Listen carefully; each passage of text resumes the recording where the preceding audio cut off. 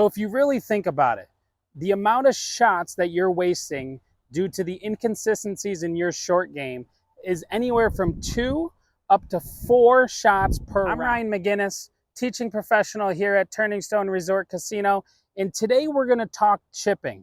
And I'm going to break it down in really simple steps where we're going to focus on technique in our setup, we're going to focus on the swing plane, and then I'm going to provide easy drills that you can do at home or on the golf course that's going to make you more consistent and save you the strokes to shoot lower scores. Getting to the chipping tips, I do want to let you know that right below there's that subscribe button.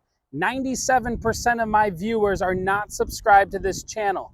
So hit that subscribe button, hit the bell notification so you're notified every single time that I drop a video, and comment below on what your favorite part of this video was and what drill do you think is going to help you the best. So let's talk setup when we chip. What I want to see from you is when I get ready to hit this chip shot, we're going to do 3 things and 3 things only. Our feet are going to be close together, and we're going to think about our shoulders and where they're going to be tilted. So this would be level, this would be tilted right, and then this would be tilted left. When we chip, we are going to make sure our shoulders are tilted left so that allows me to work down into this golf ball. So I have my shoulders tilted left or my spine tilted left. The ball itself is going to be played off the back of my stance, and then I'm going to put all my weight forward. Once I do this, I will raise my handle up, and then I can make my chipping motion.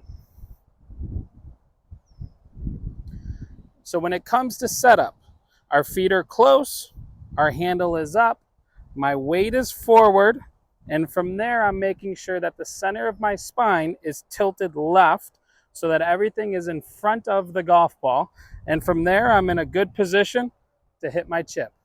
So let's talk about a drill that's going to help you with setup. So I have an alignment stick here, and all I'm going to do is just lay it on the ground. And we'll pretend that we're hitting a golf ball just in front of the alignment stick right here. And this is just a visual for you to say, all right, I'm going to have my feet close to the stick. And then from there, the center of my spine right now is matching what that stick looks like. They're 90 degrees, they're perpendicular. I'm going to make sure I'm tilted left, everything's forward of the stick. And all I'm going to do is just make practice swings where I stay forward of that stick. I do not want to see us go back behind the stick and we'll start to bottom out before it.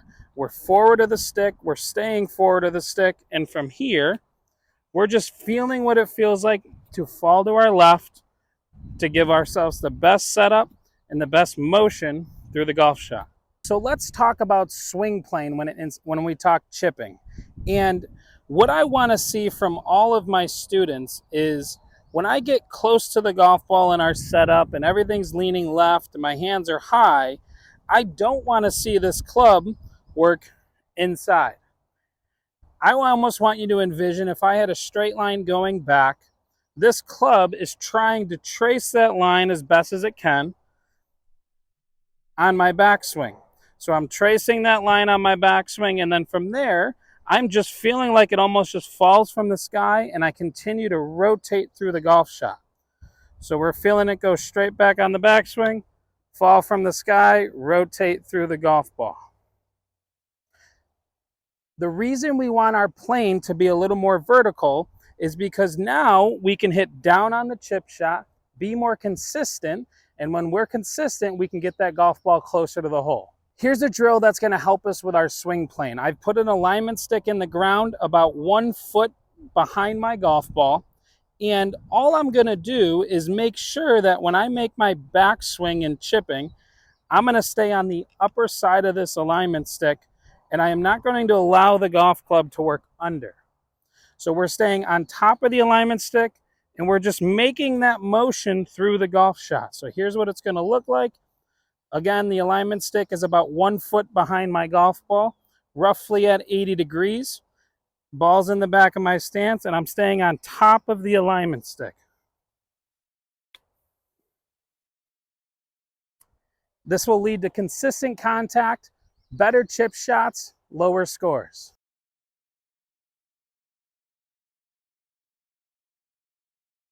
So let's talk about what clubs should you be using when chipping. The first thing we have to do is diagnose the lie. Is my lie good or is my lie buried? If I have a good lie, I'm reverting to a pitching wedge. And I'm playing that ball back in my stance. I'm getting everything to the left. And then I'm going to make my stroke that we talked about before. Right? And we'll do that one more time. We got a good lie. Ball's in the back of my stance. We have a pitching wedge. Everything's left of the ball. And we're going to chip it to the hole.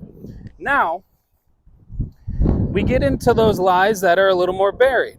And what I like to revert to is my 58-degree wedge. You can go sand wedge, you can go gap wedge, right? I want you to be comfortable when you do this. So I'm making the same exact motion. I just now have a 58-degree wedge. It's gone up a couple degrees to a 58-degree wedge, and we'll start to see that ball come out softer and controlled, closer to the pin, lower scores. So let's recap what we've talked about. We have two ideas when it comes to chipping. We're talking the setup. We're making sure that our feet are close together. The center of my chest or my spine is forward and tilted left. I'm keeping everything left of that golf ball.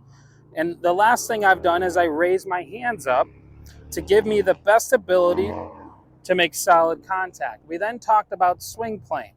And with swing plane, we want to see that club be a little more vertical so that we can just continue to turn through the golf shot and that club can come down in a good way to the golf ball.